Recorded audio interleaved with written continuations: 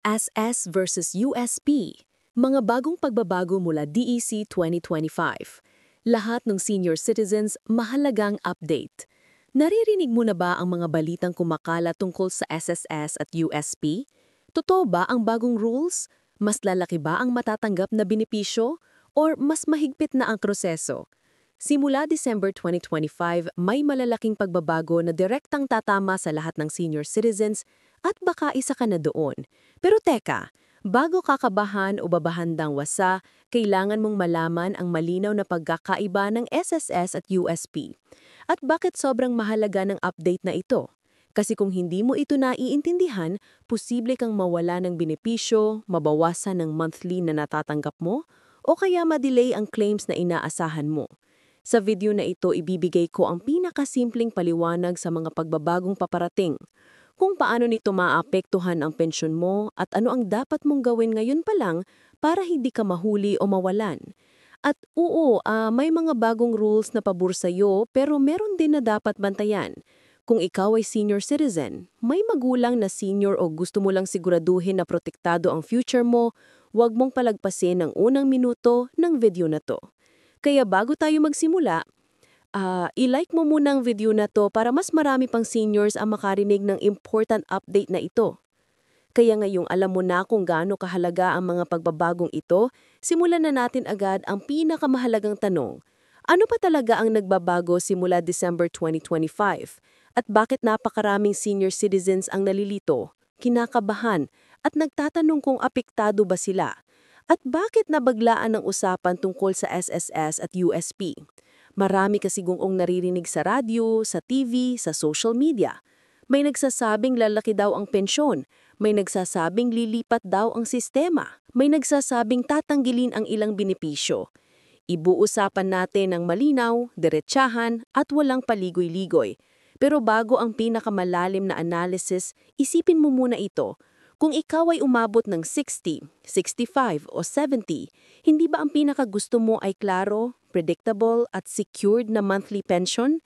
Yung alam mong may darating, alam mong accurate ang computation, at alam mong hindi ka biglang mawawalan dahil may bagong rule na hindi mo alam.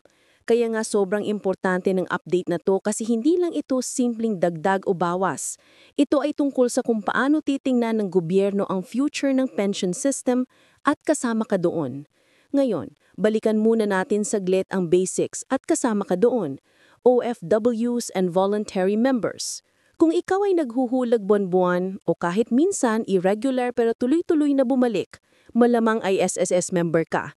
Dito nanggagaling ang pensyon kapag nag-retire ka, disability benefit kung ikaw ay nagkasakit o naaksidente, at mga loan programs tulad ng salary loan. Ito ang kilala at stable system na lagi nating inuuna. Pero ano naman ang USP?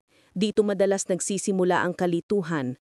Ang Universal Senior Pension ay bagong sistema na unti-unting ipinapatupad sa ilang lugar at inaasahan na magiging fully active sa mas maraming rehiyon pagsapit ng Disyembre 2025. Yang USP ay hindi kapalit ng SSS. Hindi daw din ito replacement program, so ito ay dagdag. Isang programang magbibigay ng minimum support sa lahat ng seniors kahit pa wala silang hulog sa SSS, GSI o kahit anong pension system. Parang safety net kumbaga. Para sa mga seniors na walang trabaho na ngayon, walang pensyon o kulang ang natatanggap, sinisiguro ng USP na hindi sila maiiwan. Ngayon, bakit ito suddenly malaking usapan at bakit parang nagiging issue na kailangan malaman ng lahat? Dahil may major policy shift na ipapatupad ngayong December 2, 2025, kung saan magkakaroon ng malinaw na pagkakaiba ng coverage, eligibility at penalties sa SSS at USP. Hindi ibig sabihin na may mawawala. Pero, ibig sabihin kung hindi mo alam ang update, posibleng magdamali ka sa pagpili kung saan ka dapat mag-apply, kung ano ang dapat mong ayusin sa records mo, at kung paano mo dapat i-manage ang contributions mo. Isipin mo ito, kung naghulog ka sa SSS ng 20 taon, tapos hindi mo pala na-update ang records mo, maaaring ma-delay ang application mo sa retirement benefit. Pero kung sa USP ka naman naasa, tandaan mo ha, Hindi ito salary-based benefit, hindi ito computed gaya ng SSS. Ito ay fixed amount. Kaya kung ikaw ay may matagal ng SSS membership, mas advantage pa rin ito sa'yo.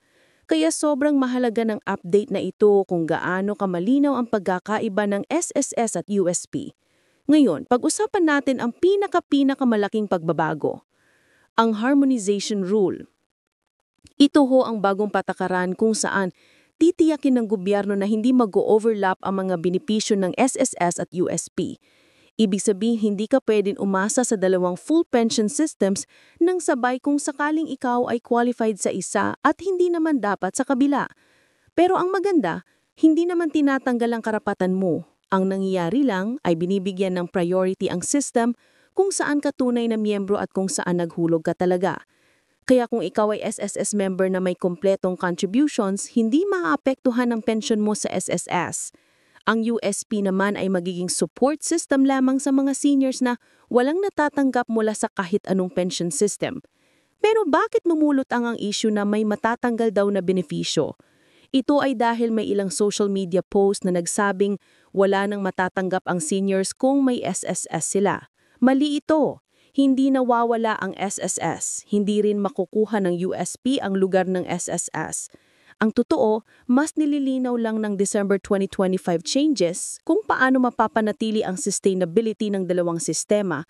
Kumbaga inaayos lang at ine-enhance ang boundaries para mas tumagal ang pondo at mas dumami ang makikinabang. May mga tanong din na lumabas. Pwede ba raw na ang isang senior ay tumanggap ng USP kahit may maliit na SSS pensyon? Ayon sa draft guidelines, posible pero may income threshold. Kapag ang natatanggap mo mula sa SSS ay mababa sa minimum support rate, maaaring may adjustment mula sa USP. Pero hindi magiging doble o sobra-sobra. Ang idea ay pantay-pantay at patas. Ang mga seniors na walang trabahong mana ngayon, walang pensyon o kulang ang natatanggap, dapat bigyan ng priority ang USP. Ngayon, gusto kong kausapin ka ng diretsahan. Kung ikaw ay senior citizen or may magulang na senior, kailangan mo talagang intindihin kung paano dapat maghanda para sa December 2025. Hindi ito simpleng pagbabago na parang update lang sa app. Ito ay mahiwalasay. Phone made a direct impact sa monthly budget ng pamilya mo. Kung may tatay ka o nanay na umaasa sa pensyon, kailangan nilang malaman kung paano maayos ang paperwork nila, kung may dapat ba silang i-update, at kung eligible ba sila sa dalawang sistema. Kaya ngayon dadaanan natin ng malinaw ang ilan sa pinakamahalagang sitwasyon na kadalasang tinatanong ng mga viewers. Una, paano kung may kulang akong contribution sa SSS? Ito ang isang bagay na hindi dapat palampasin. Kung kulang ka ng ilang buwan o ilang taon, huwag mang pabayaan dahil pagdating ng December 2025, mas mahigpit ang validation ng eligibility. Hindi ibig sabihin mas mahigpit ang proseso sa pag-claim, pero mas malinaw lang ang rule. Para mas diretsong sagot ito, huwag mong hayaang umabot ka ng December 2025 na hindi mo updated ang SSS contributions mo. Pangalawa, paano kung hindi ako maka-supplemental support sa USP? Tandaan mo, ang USP ay hindi tulad ng SSS kaya hindi ito hulog-based. Kaya kahit hindi ka nagbayad, meron ka pa ring chance na ma-qualify basta pumasa ka sa age requirement at income assessment.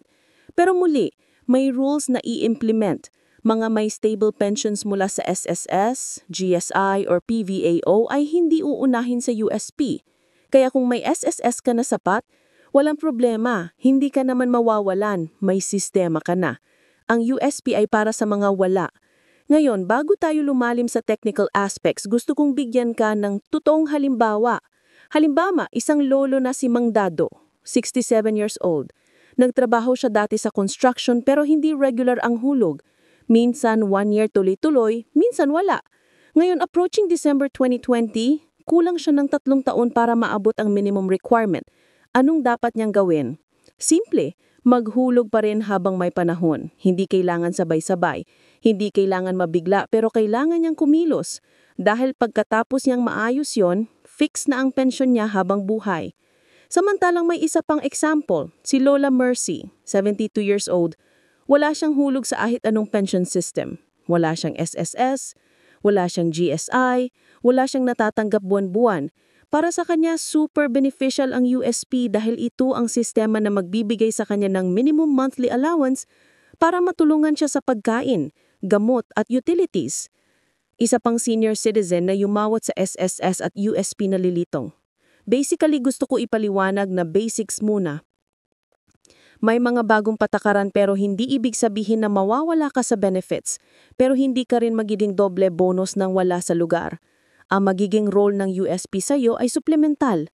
Kung sakaling mababa ang natatanggap mo sa SSS, pero kung sapat na ang SSS pension mo, hindi ka na kailangan pang i-register as beneficiary sa USP.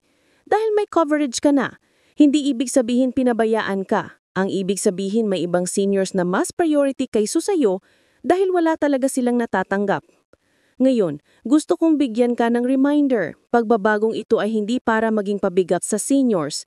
Ang idea dito ay fairness at sustainability.